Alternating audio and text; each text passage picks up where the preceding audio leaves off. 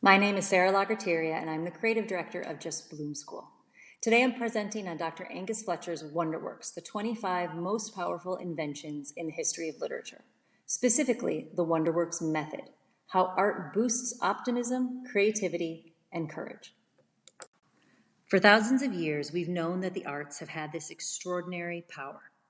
That power comes out in the way art makes us braver, helps us process grief, helps us bounce back with optimism, and allows us to imagine new possibilities. This is something we know from experience and something that we feel deeply. It's why we return time and again to certain works of art and why we recommend or give books to loved ones who are suffering from something that we can relate to. We know that art can uplift us and has the ability to heal. And for hundreds of years, we've tried to understand that power by interpreting art. We've used interpretation, which is a tool derived from logic and semiotics and goes back through the Middle Ages to Aristotle's Organon. But what Angus's method does instead is use neuroscience and narrative theory to identify the specific inventions that artists have created all across the world in different cultures to generate these extraordinary psychological benefits. Every emotional effect is generated from some kind of action. What we're trying to uncover is the action behind that emotion. Wonderworks offers 25 literary blueprints for creating emotional effects. Each invention is a specific literary technology that triggers a specific experience in the brain to create that psychological benefit. I'm going to walk through 3 of those benefits with you now. First, I'm going to talk about courage and what Angus calls the invention of the almighty heart. The story blueprint is facing fear as part of a group. The simplest example of this is the Greek chorus. When you sing in a group with people, you simply feel stronger. You're buoyed by the others joining in with you and by the size of your combined sound. This is actually the same reason why you feel like you're a better singer when you sing in the shower. The echo gives you the sense that your voice is getting bigger. Literature replicates this effect by using something called a sentimental omniscient narrator, which is the style of writing you find in Homer's Iliad, Toni Morrison's Beloved, and lots of other books where you feel that the story is being told by a bigger version of yourself. And the scientific effect of this blueprint is that it stimulates the neural release of oxytocin, transitioning our brain from fight or flight into a tend and befriend response that makes us willing to endure great pain to protect others.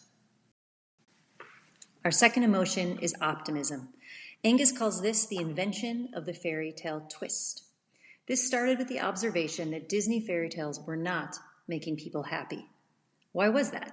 Because Disney fairy tales depict good things happening to good people. And when faced with that example, we feel that good things can't happen unless we're good people, which creates a cycle of jealousy and hopelessness and despair. Maybe I'm unhappy, you think, because I deserve to be unhappy. But we then discovered that the original fairy tales, going back to Madame de Lambert, the 17th century Solanist who invented the term fairy tale, and back again through the folk fairy tales of the ancient world, are actually not about good things happening to good people. They are about good things coming unexpectedly from bad things. And that's the story blueprint for optimism. Good things coming unexpectedly from bad things. That's the twist. And that's the action that makes us feel more optimistic about our own odds. The scientific effect of the blueprint is that it increases mental resilience by upregulating our parasympathetic nervous system, motivating us to try again and again. And finally, creativity. We feel more creative when we escape a judgmental frame of mind, or what we call the no but frame of mind, and enter into a yes and state of mind, where we wonder what else could happen.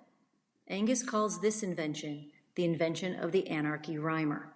And the story blueprint is multiple what-if scenarios that are all equally plausible. The simplest example of this are children's nursery rhymes. When they were new, children's nursery rhymes broke with the tradition of the morality tale. They were fun, they were nonsensical, they weren't cautionary tales, and they weren't attempting to curb children's behaviors. They led into a new kind of children's literature, best exemplified by Alice in Wonderland and Winnie the Pooh. All of these texts featured experimental rhymes that encouraged us, in kind, to experiment and try new things, to imagine what if and what else can happen. We all know Hey Diddle Diddle, the cat and the fiddle, but none of us have any idea why the cat is paired with the fiddle, or how or why a cow would jump over the moon. Nursery rhymes imbue our mind with musical improv. It's this combination of musical pattern paired with verbal nonsense that helps us slip the bonds of our logical reasoning and moves us towards that yes and mentality. The scientific effect of this blueprint is what boosts creative thinking. We use it in populations from elementary students to Army Special Forces, and it boosts creative thinking by as much as one standard deviation in our research.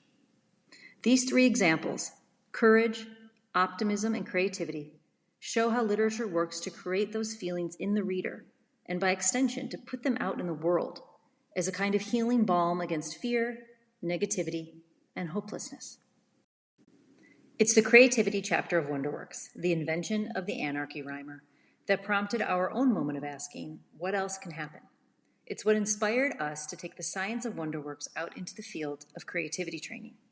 I'm excited to talk to you today about the direction our research has taken this last year, and to share with you some new findings from our work on creativity with organizations such as the U.S. Special Operations and public school districts.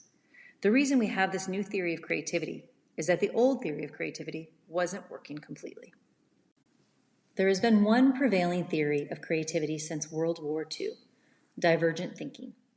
Divergent thinking operates on the assumption that creativity is a logical process, that it stems from the logic centers and the semantic centers of our brain.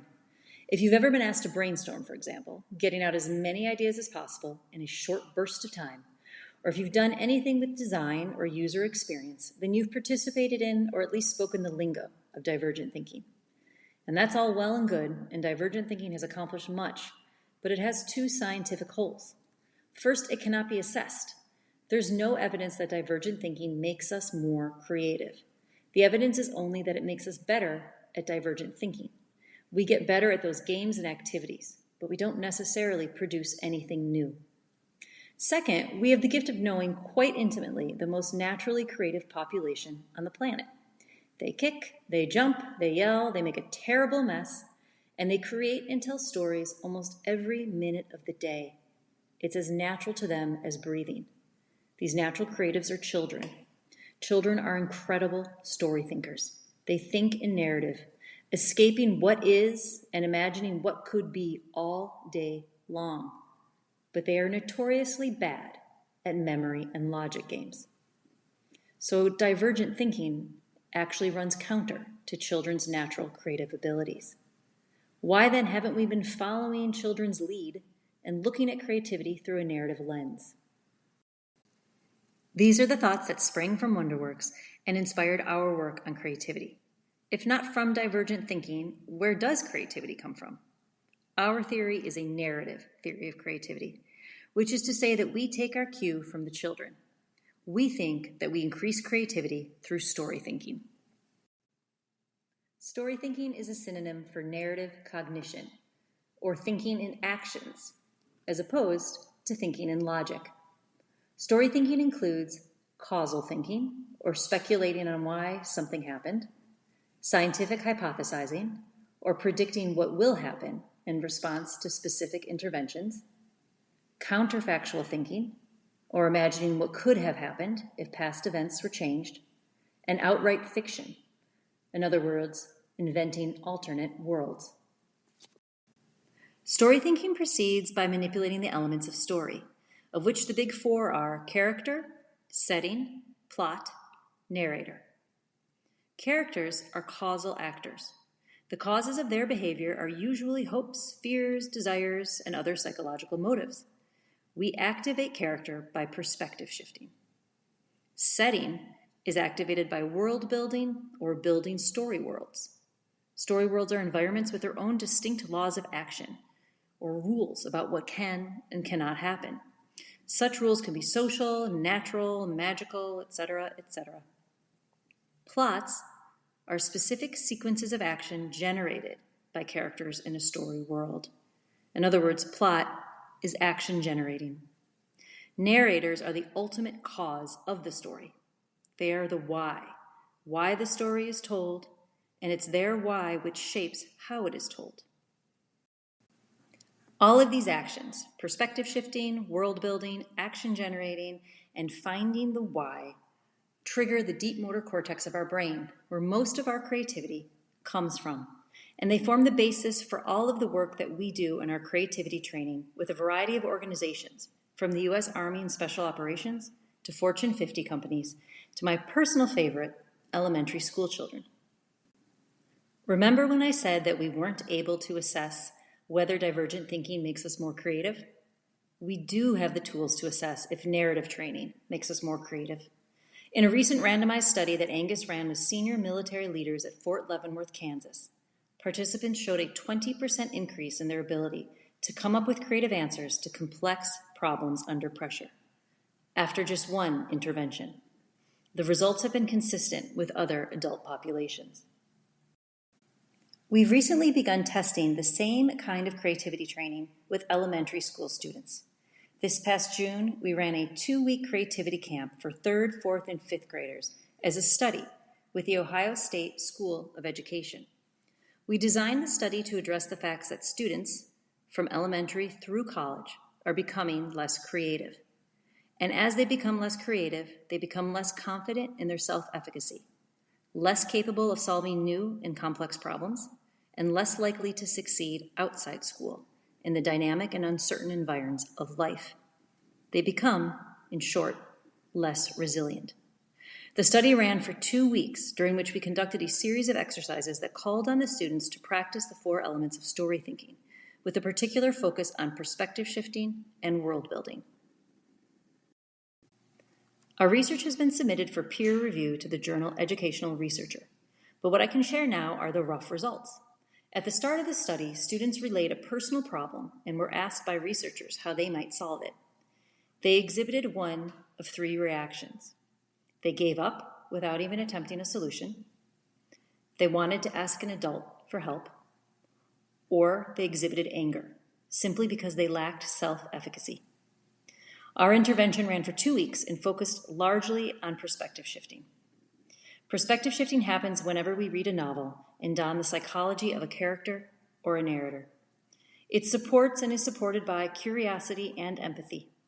It is natural for children who, even without reading books or listening to oral stories, imagine themselves as animals, adventurers, and other make-believe characters that interact idiosyncratically with the world.